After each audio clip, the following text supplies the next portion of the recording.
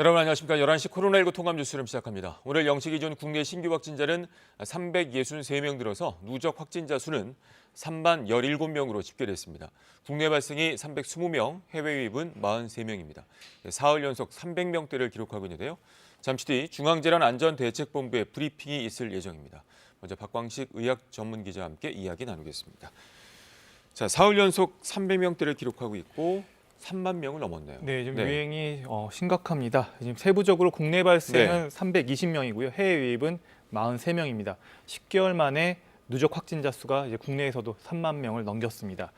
국내 발생을 오늘 신규 확진자 지역별로 살펴보면요. 서울 127명으로 가장 많습니다.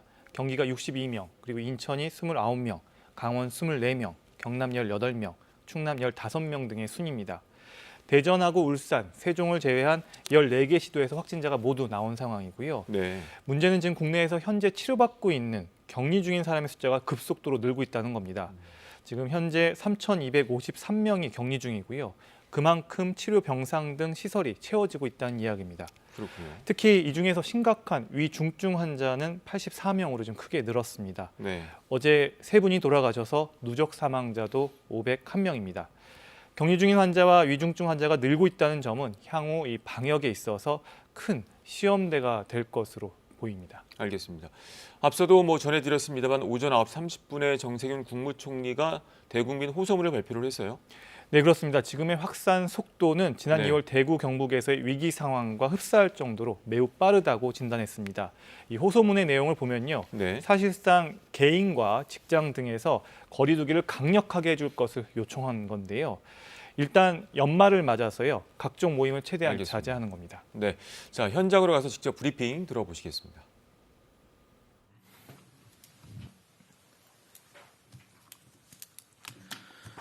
11월 20일 금요일 정례 브리핑을 시작하겠습니다. 오늘 0시 기준 국내 발생 환자는 320명입니다. 8월 28일 이후 최대치를 기록하였습니다. 수도권의 환자는 200명대를 넘은 218명으로 전체 약 68%이며 그 외 비수도권 지역이 102명입니다. 어제 3분이 돌아가셨습니다. 고인의 명복을 빌고 유가족분들께는 깊은 위로의 말씀을 드립니다. 오늘은 수도권에 대한 거리두기 1.5단계가 시행된 이틀째입니다. 오늘 0시 기준으로 11월 14일부터 20일까지 지난 한 주간의 국내 하루 평균 환자는 228명으로 지역별로는 수도권 153명, 강원권 17명, 호남권 25명 등으로 나타났습니다. 특히 수도권의 경우 서울의 감염 확산 속도가 빨라 매일 20명 내외의 환자 증가가 계속되고 있습니다. 그 외 지역도 산발적인 집단 감염이 계속 증가하고 있습니다. 수도권의 경우 지역사회 유행이 본격화되며 대규모 유행으로 진행되는 양상이 점점 분명해지고 있고 지난 2, 3월과 8월에 이어 세 번째 유행이 진행되고 있다고 판단합니다. 수도권의 환자 증가 추세가 완화되지 않고 계속돼 주간 하루 평균 환자 수가 200명에 도달하는 등 2단계 기준을 충족한다면 2주가 경과되지 않더라도 2단계 격상을 검토할 것입니다. 국민들의 일상과 생업에 심대한 영향을 미칠 2단계로의 격상 없이 현재의 사항을 반전시킬 수 있도록 국민 여러분의 협조를 당부드립니다. 특히 수능이 2주째 남지 않았습니다. 정부는 거리두기 상향과 함께 어제부터 수능 특별 방역 기간을 설정하고 학원, 스터디 카페, 노래방 등의 방역을 강화하였습니다. 올 한 해 어려운 여건 가운데 학업에 매진해온 우리 학생들의 노고가 결실을 맺을 수 있도록 어른들이 더욱 노력해야 할 때입니다. 각별한 노력을 당부드립니다. 환자 병상과 생활치료센터 등 의료 대응 상황에 대해 말씀드리겠습니다. 환자 수가 최근 크게 증가하며 위중증 환자도 오늘 84명으로 차츰 늘어나고 있습니다. 즉시 환자가 입원할 수 있는 중환자 병상은 11월 19일 기준 총 112개로 현재는 중환자 치료의 여력이 있는 상황이나 중환자가 계속 증가할 것이기에 긴장감을 가지고 대응하고 있습니다. 중환자 병상을 지속 확충하고 있고 국가 지정 입원 치료 병상 가운데 중환자 치료가 가능한 병상을 전담 치료 병상으로 지정하여 연말까지 전담 치료 병상을 총 200여 병상까지 확보할 예정입니다. 또한 중증 환자 긴급 치료 병상 확충 사업을 통해 23개 의료기관에 총 1,054억 원을 지원하여 내년 1분기까지는 146병상, 내년 상반기까지는 231병상을 추가 확보하는 등 총 415병상을 추가로 확충하여 코로나19 중환자 치료 병상을 총 600여 병상까지 지속 확보할 예정입니다. 아울러 11월 16일부터 재원 적정성 평가위원회를 운영하여 중환자의 증상이 호전되면 중등도 이하 병상으로 전원하여 확보된 중환자 병상의 순환을 활성화하고 자원을 효율적으로 관리하고 있습니다.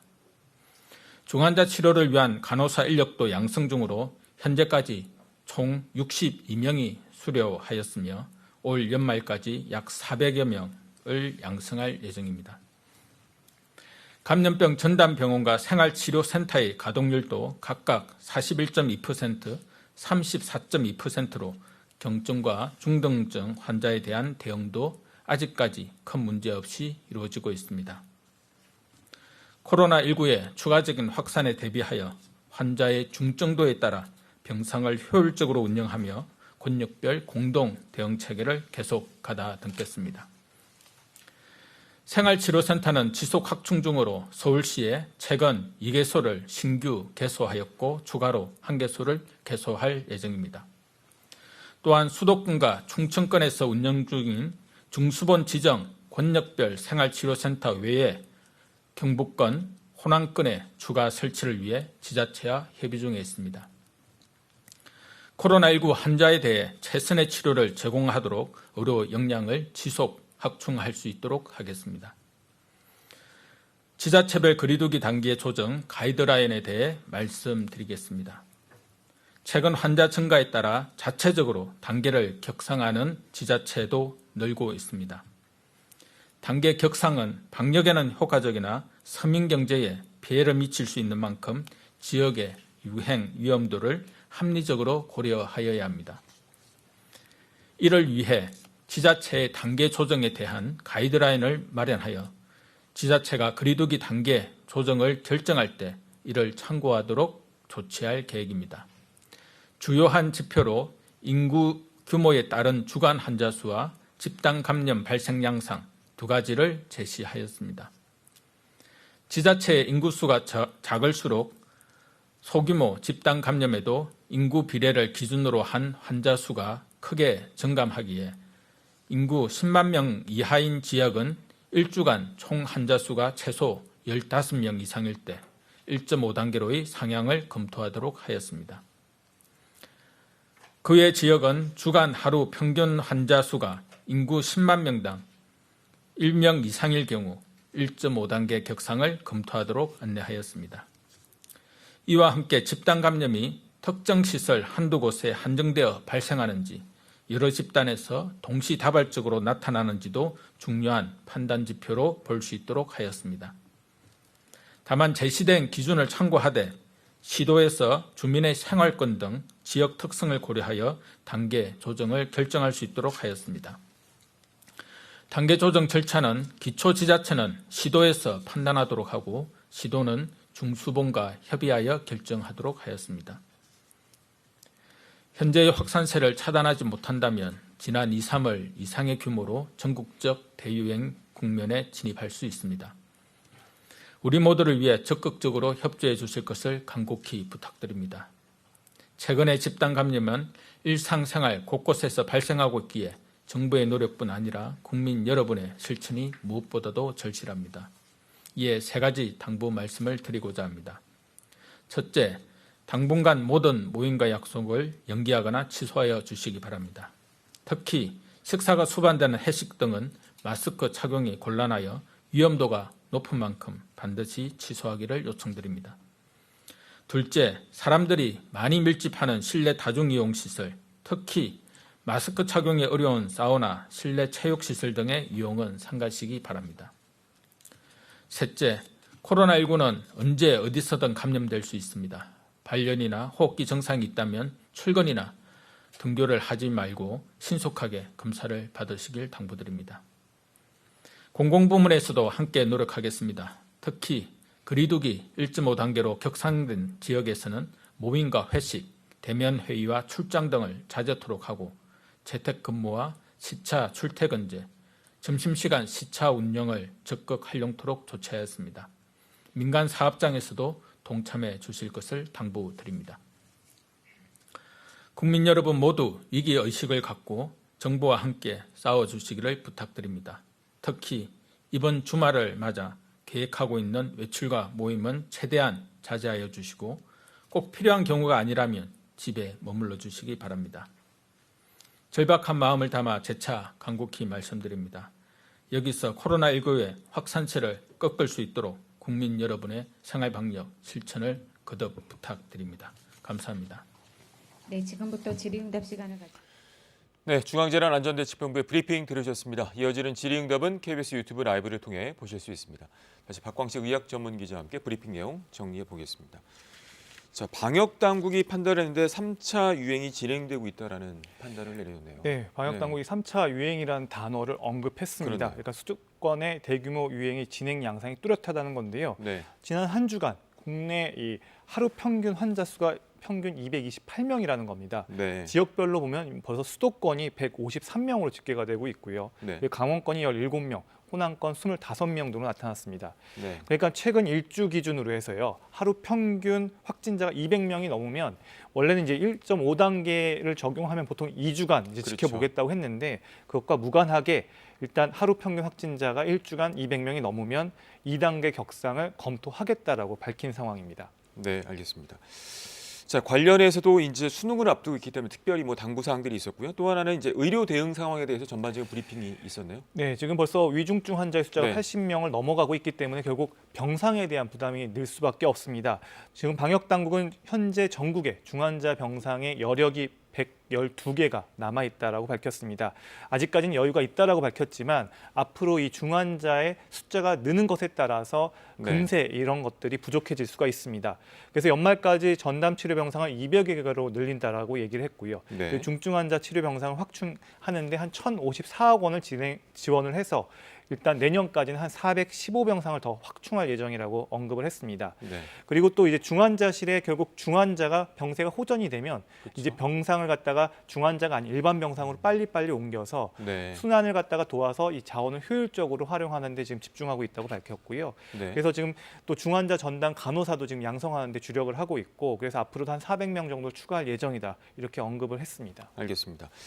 자, 그리고 지금 보면 이제 1.5단계가 수도권에서 진행이 되고 있고 순천 같은 경우는 이제 2단계입니다. 지자체별로 자체적으로 단계를 올리게 되는데 이제 가이드라인을 언급을 했네요. 네, 일단 지자체별로 그 위기 상황을 판단해서 방역 거리두기 2단계, 뭐 3단계를 네. 올릴 수 있는데요. 이 거리두기 단계를 올리게 되면 방역 관점에서 분명히 효과가 있지만 그 지역 경제라든가 결국 이 서민 경제에 상당한 파급 네. 여파가 있기 때문에 그 거리두기 단계를 올릴 때는 어느 정도 이 방역 당국이 중앙 정부가 지정한 가이드라인을 참고해 달라고 언급을 하면서 인구 10만 명당 몇 명 이상일 때 뭐 15명 이상이라던가 네. 이런 기준들을 언급을 했습니다. 알겠습니다.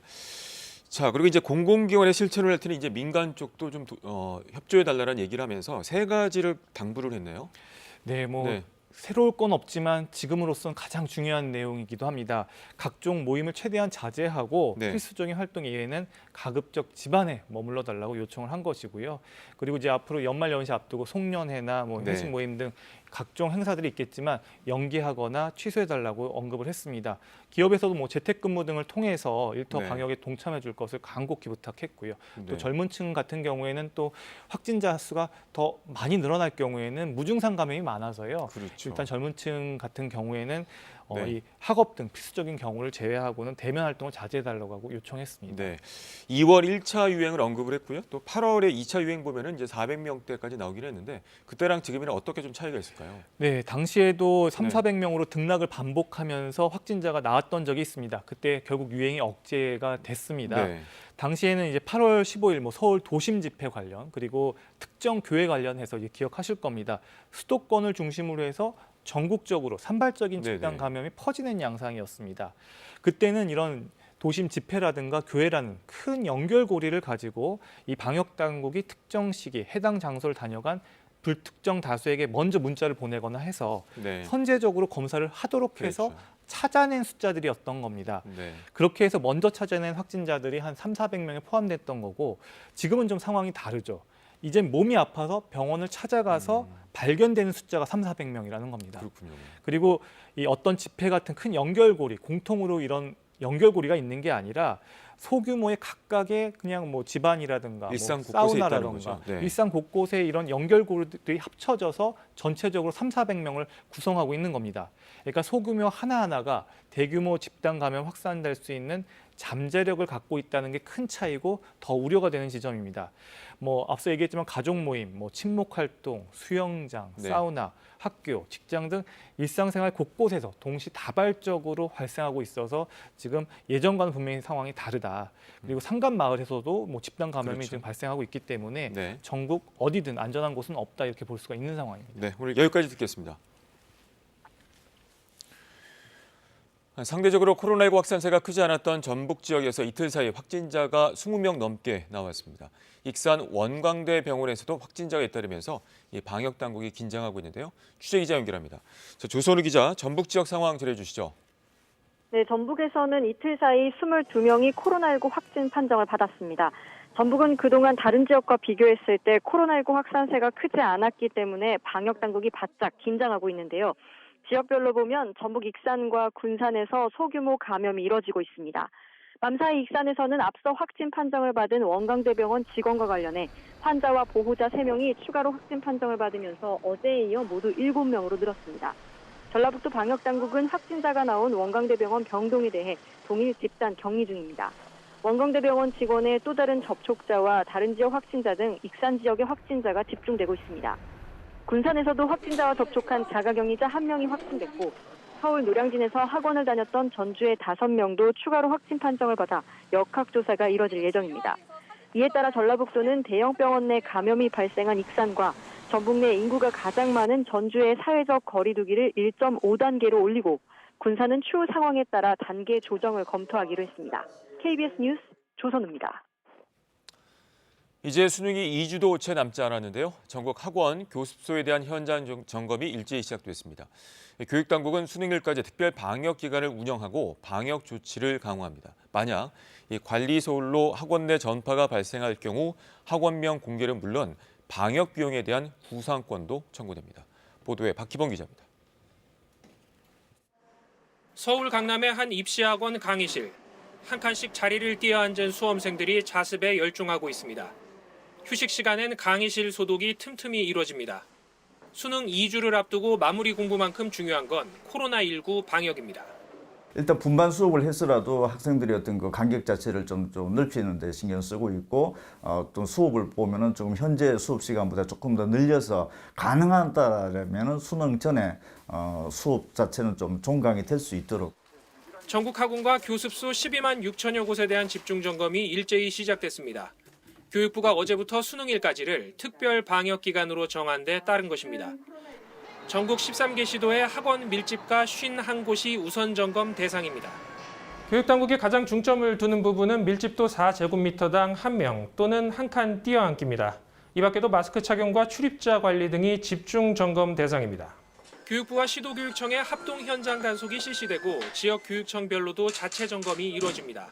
위반 사항이 적발되면 시설 관리자는 물론 이용자도 지자체에 통보돼 과태료를 내야 합니다. 만약 방역 소홀로 학원 내 전파가 발생할 경우 학원명과 감염 경로 등이 교육부 인터넷 홈페이지에 공개됩니다. 학원의 방역 소홀로 인해서 감염이 확산된 사실이 밝혀지게 되면 감염병 예방법상 구상권 청구와 고발 조치가 됨을 알려드립니다. 교육당국은 수능 한 주 전부터 대면 교습 자제가 권고됨에 따라 스터디 카페에 수험생이 몰릴 것으로 보고 지자체와 현장 점검을 강화할 계획입니다. KBS 뉴스 박희봉입니다. 코로나19 백신을 개발 중인 독일 바이오엔테크의 최고 경영자가 다음 달 백신 유통이 가능할 것이라고 재차 전망했습니다. 우거자인 바이오엔테크 CEO는 현지 시각 어제 AFP 통신과 인터뷰에서 미국 화이자와 함께 개발 중인 코로나19 백신에 대해 올해 안으로 미국과 유럽 지역에서 사용 승인을 받을 가능성이 있다고 말했습니다. 자인 CEO는 모두 매우 긴밀하게 협력한다면 12월에 백신을 유통하기 시작할지 모른다면서 백신의 긴급 사용을 위한 서류를 현지 시각 오늘 미국 식품의약국에 제출할 것이라고 덧붙였습니다. 다음 소식입니다. 어제 인천의 한 화장품 제조 공장에서 불이 나 3명이 숨지고 9명이 다쳤습니다. 위험 물질을 다루는 작업 중 폭발이 일어나면서 불이 난 것으로 추정됩니다. 임명규 기자입니다. 커다란 폭발음과 함께 건물 외벽이 무너지고 이어 불길이 치솟습니다. 어제 오후 4시 10분쯤 인천 남동구의 한 화장품 제조업체 공장에서 불이 났다는 신고가 접수됐습니다. 소방당국은 관할 소방서 인력이 모두 출동하는 대응 1단계를 발령했고 저녁 6시 50분쯤 불길을 잡았습니다. 불길 엄청나게 올라오고 파편 날라오고 조금 더 있다가 막 소방차한테 전화하는데 또 한 번 더 터지고. 이 불로 남성 노동자 3명이 숨지고 소방대원 4명을 포함해 9명이 다쳤습니다. 화재 진압 중 폭발이 계속되고 건물이 무너져 구조에 어려움을 겪었습니다. 숨진 노동자들은 모두 공장 2층 창문 부근에서 발견됐습니다. 이들은 여성 동료들을 먼저 대피시키다가 미처 피하지 못하고 숨진 것으로 전해졌습니다. 소방당국은 공장 관계자들이 지게차를 동원해 2층의 노동자들을 구조하는 과정에서 남성 직원들이 여성 직원들을 먼저 대피시켰다고 밝혔습니다. 화재 당시 공장 2층에서는 도금 작업이 이루어졌었던 것으로 전해졌습니다. 소방당국은 위험물질로 분류된 아염소산 나트륨이 사용됐다며 이로 인해 폭발이 발생한 것이 아닌지 살펴보고 있습니다. 하염이 발생했을 때 폭발로 이어질 수 있는 가능성이 있는 물질이고 인류 위험물을 사용을 했다고 얘기하니까 그거는 추가적으로 조사를 해봐야 될 것 같습니다. 경찰과 소방당국은 정확한 화재 원인을 파악하기 위해 오전부터 합동 현장 감식을 진행하고 있습니다. KBS 뉴스 임명규입니다. 한방 첩약 일부에 대해 오늘부터 건강보험이 적용됩니다. 안면 신경마비 등 3가지 질환이 적용 대상인데요. 의사협회는 한약의 안정성을 문제 삼고 있지만 정부는 시범 사업을 통해서 안전관리 체계를 구축할 수 있다고 반박했습니다. 이효연 기자가 보도합니다. 여성들의 월경통에 주로 사용하는 약재, 향부자입니다. 스트레스에 민감한 분들에게 많이 쓰는 약재입니다. 뇌혈관 질환 후유증에 효과가 있는 반하, 얼굴 근육 마비 등에 사용하는 환기까지. 이런 약재를 사용한 한방 첩약 일부에 건강보험이 시범 적용됩니다. 한방 비싸서 못 먹죠. 너무 비싸서 좋은 거 먹고 싶은데 보험 적용이 안 되니까 가격도 부담되고. 건강보험이 적용되는 첩약은 안면 신경마비와 뇌혈관 질환 후유증을 앓고 있는 65세 이상, 그리고 월경통 이렇게 3가지 질환입니다. 열흘 기준으로 16만 원에서 38만 원까지 환자가 부담했던 비용은 5만 원에서 7만 원까지 낮아집니다. 전국 한의원 9천여 곳에서 건강보험을 적용받을 수 있습니다. 한약 전 주기에 대해서 안전관리를 시행하게 되며 한약 치료가 좀 더 신뢰할 수 있는 치료법으로 국민들에게 다가가게 될 것입니다. 하지만 의사협회는 지난 9월 파업을 중단하면서 체결한 의정 합의에서 시범 사업을 할지 여부를 정하기로 했는데 약속을 어겼다고 주장합니다.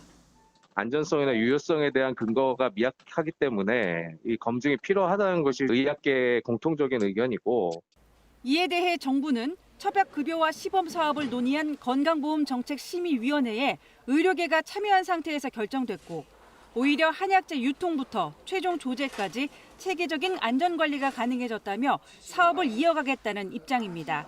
KBS 뉴스 이효연입니다. 미국 재무부가 북한이 노동자 해외 파견을 통해 벌어들이는 돈줄을 압박하기 위한 조치로 해외 송출에 연루된 북한과 러시아 기업 2곳에 제재를 부과했습니다. 정권 교체기에도 대북 제재 고피를 늦추지 않겠다는 의지를 보인 것으로 분석됩니다. 워싱턴 서지영 특파원이 전해왔습니다. 미 재무부의 제재 대상 목록에 추가된 곳은 북한의 철산 무역과 러시아 건설 회사인 몽란 LLC입니다. 두 회사 모두 북한 노동자의 해외 송출에 관여하고 있는 것으로 알려졌습니다. 재무부의 이번 조치에 따라 두 기업과 거래에 관여한 이들은 앞으로 제재 대상에 포함될 수 있습니다. 또 외국 금융기관 역시 금융 서비스를 제공할 경우 제3자 제재를 받을 수 있습니다. 미 재무부는 유엔 안전보장이사회가 정한 해외 파견 북한 노동자의 송환 기한은 지난해 12월 22일이지만 일부 국가가 송환을 제대로 이행하지 않고 있다고 지적했습니다. 국가를 특정하진 않았지만 중국과 러시아를 겨냥한 것으로 보입니다. 스티븐 무누신 재무장관은 성명을 통해 북한 노동자를 여전히 사용하는 이들 나라는 노동자들을 북한으로 돌려보내야 한다고 촉구했습니다. 앞서 미 재무부는 지난 1월에도 북한의 해외 노동자 송출과 관련해 평양 소재 고려 남강무역회사와 중국 내 숙박시설인 베이징 숙박소를 제재 대상에 올린 바 있습니다. 재무부의 이번 조치는 정권 교체기에도 불구하고 대북 제재의 고삐를 당겨 핵무기 개발에 필요한 외화를 차단하겠다는 의지로 해석됩니다. 워싱턴에서 KBS 뉴스 서지영입니다. 국내에서 개발한 최신 대전차 미사일이 발사 훈련에서 표적을 벗어나 민가협 논으로 날아가 폭발했습니다. 해외 수출이 진행 중인 무기인데요. 이 발사 현장엔 외국군 관계자도 있었습니다. 보도에 지영철 기자입니다. 3초, 2초, 1초, 발사! 표적을 향해 날아가는 미사일. 적 탱크나 장갑차를 파괴하는 정밀 유도무기 형궁입니다. 국방과학연구소 주도로 개발돼 3년 전부터 전력화된 최신 무기로 성능과 가격 경쟁력을 인정받아 수출 가능성도 밝습니다. 경기도 양평의 훈련장에서 이 형궁 한 발이 시험 발사됐는데 표적지를 벗어나 훈련장에서 1.5km 떨어진 논으로 날아가 폭발했습니다. 많은 비로 논에 물이 찬 데다 주변에 사람이 없어 인명피해는 없었지만 가까이에 민가가 있었습니다. 깜짝 놀라서 동네 한가운데서 꽝 하니까 나와서 보니까 뿌연 연기가 거기서 올라왔어요. 30-40m 있는 집은 그 진동에 의해서 선반에 있던 게 와르르 쏟아져가지고 깜짝 놀라가지고 30m 그런 주변의 민가들이 다 포진해 있죠. 군은 현장을 통제하고 중장비를 동원해 파편을 수거했습니다. 발사 훈련장엔 방위산업 전시회 DX 코리아 참가를 위해 한국을 찾은 외빈들이 참관 중이었습니다. 육군이 훈련 일정까지 조정해가며 이 사람들 일정에 맞춘 건데 국산 무기에 관심 있는 해외의 군 관계자들 앞에서 수출이 추진 중인 무기가 오발된 겁니다. 다만 형궁의 결함이 아니라 조작 미숙일 가능성도 있습니다. 군은 표적이 제대로 설정됐는지 발사 절차가 지켜졌는지 등을 조사하고 있습니다. KBS 뉴스 지형철입니다. 코로나19 통합 뉴스룸은 잠시 뒤 12시에 이어집니다. 고맙습니다.